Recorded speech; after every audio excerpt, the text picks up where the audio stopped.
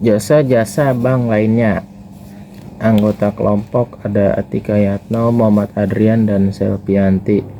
Pengertian jasa bank: selain menawarkan produk simpanan, kredit, pembiayaan, bank juga menawarkan beragam jasa perbankan. Tujuan pemberian jasa-jasa bank adalah untuk mendukung dan memperlancar kegiatan menghimpun dana dan menyalurkan dana. Jasa-jasa yang ditawarkan kepada masyarakat mempermudah berbagai transaksi ekonomi masyarakat dan menunjang pemasaran.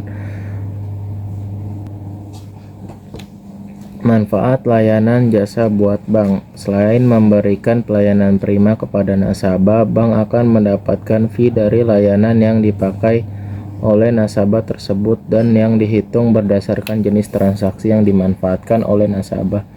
Secara umum, fee tersebut diperoleh melalui dua saluran. Yang pertama ada kantor cabang, yang kedua ada fasilitas digital.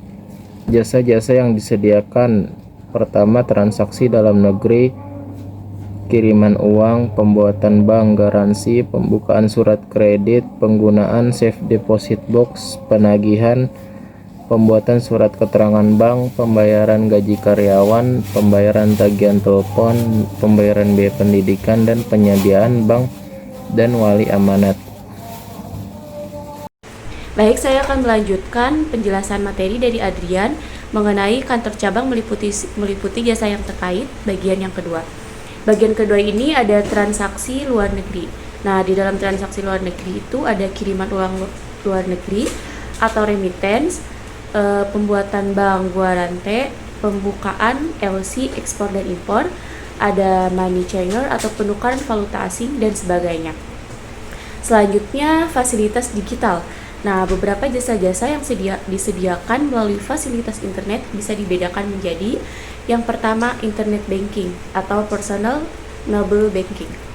Nah, di dalam internet banking ini ada kiriman uang, contohnya itu BI, FAS, SKNBI, dan RTGS. Selanjutnya, pembayaran gaji karyawan, contohnya payroll system untuk internet banking corporate.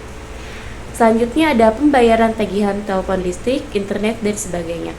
Pembayaran biaya pendidikan, premi asuransi, kartu kredit, dan sebagainya. Bagian kedua ada internet banking corporate. Nah, di dalam internet banking corporate ini yaitu kiriman uang, remittance, pembayaran gaji karyawan, pembayaran tagihan telepon, listrik, internet, dan sebagainya, penyediaan virtual account, dan bulk payment, dan sebagainya di setiap bank. Selanjutnya ada jenis-jenis bank pengiriman uang atau transfer. Yang pertama, jasa pengiriman uang adalah merupakan jasa pengiriman uang lewat bank baik dalam kota, luar kota, atau ke luar negeri. Yang kedua ada clearing. Salah satu fungsi Bank Indonesia adalah menyediakan sistem pembayaran untuk memindahkan dana sebagai akibat aktivitas ekonomi. Yang ketiga ada real time gross settlement atau biasa disingkat RTGS. Sesuai dengan fungsi Bank Indonesia mengenai sistem pembayaran, Bank Indonesia juga menyediakan sistem pengiriman uang BI RTGS. Perbedaan antara sistem clearing dan BI RTGS yaitu pada sistem penyelesaiannya.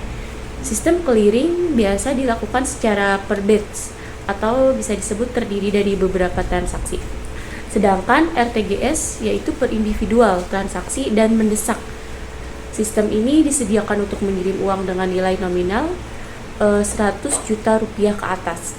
Yang keempat, kiriman uang luar negeri.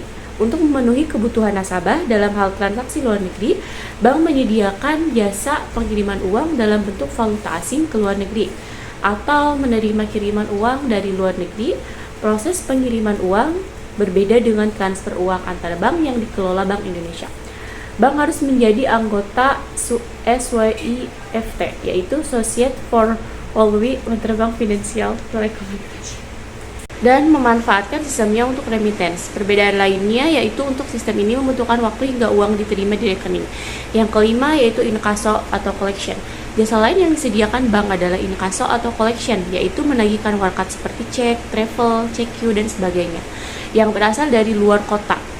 Nah, proses penagihan warkat berlangsung 1-4 minggu dan besarnya fee yang dibebankan kepada nasabah tergantung kebijakan bank. Yang keenam ada Safe Deposit Box. Jasa lainnya yang ditawarkan bank untuk mendapatkan fee adalah Safe Deposit Box atau biasa disebut SDB, atau penyewaan kotak penyimpanan barang atau surat berharga. Penukaran uang atau money changer. Jasa ini dibutuhkan oleh masyarakat baik untuk keperluan pribadi semisal akan berpergian ke luar negeri dan membutuhkan USD maupun bisnis semisal untuk pembelian bahan baku di luar negeri dan sebagainya. Lalu letter of credit untuk mendukung perdagangan internasional masyarakat agar transaksi berlangsung aman, bank menyediakan fasilitas penerbitan letter of credit. Keuntungan jasa-jasa bank. Yang pertama, keuntungan pokok perbankan didapat dari selisih bunga simpanan dengan bunga kredit. Yang kedua, bank juga memperoleh keuntungan dari transaksi yang diberikan dalam jasa-jasa bank lainnya. Yang ketiga, bentuk dari keuntungan jasa bank-bank ini seperti biaya administrasi, biaya iuran, dan lain-lain. Kerugian jasa-jasa bank. Yang pertama, penggunaan jasa-jasa bank seringkali memerlukan pembayaran biaya administrasi, biaya transaksi, dan bunga. Jumlah ini bisa menjadi signifikan tergantung pada jenis layanan yang digunakan dan frekuensi transaksi nasabah. Yang kedua, penggunaan layanan perbankan elektronik dapat membawa resiko keamanan dan privasi. Tidak semua kebutuhan nasabah dapat terpenuhi semuanya oleh bank. Bank garansi.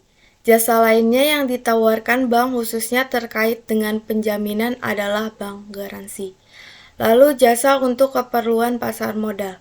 Selain melayani nasabah perorangan, jasa-jasa bank juga ditujukan untuk nasabah korporat atau perusahaan. Bank juga memberikan jasa untuk aktivitas yang terkait dengan pasar modal. SKBDN atau Surat Kredit Berdokumen Dalam Negeri. Jika untuk perdagangan internasional yang aman dibutuhkan LC, maka untuk perdagangan dalam negeri nasabah dapat memakai SKBDN.